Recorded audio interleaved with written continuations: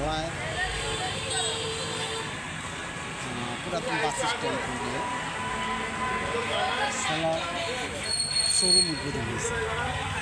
আমরা দেখতে পাচ্ছি আজকে শোরুমে গেল, সেখানে শোরুমের ভিতরে যে পণ্যগুলো দেখলাম শাক, ডাল, তারপরে বাচ্চাদের পোশাক, তারপরে পাঞ্জাবি, একটা পাঞ্জাবি মূল্য 25 টাকা, ন্যূনতম দাম মূল্য 3600 টাকা।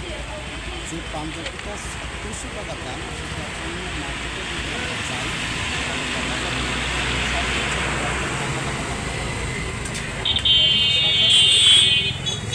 যে পাঞ্জাবিগুলো এগুলা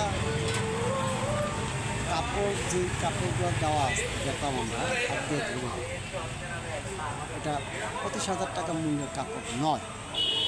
আসলেই এই সোলারের কাছে আজকে এসে দেখে গেলাম যে তাদের যে মান, পণ্যের যে মান যাই হোক না কেন, কিন্তু পণ্যের দামটা হলো 3, যা আমাদের ভোলাবাসীর জন্য মতো সমীচীন।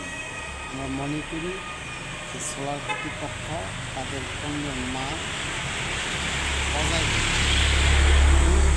নির্ধারণ করে। কারণ আপনি যদি 1 টাকার মালটা 3 টাকা লাগবে, আপনি ভাবতে পারছেন 25,000 টাকা দামের একটা পাঞ্জাবি, এখানে কি ভোলা শহরে 25,000 টাকা দামের পাঞ্জাবি করার মতো আছে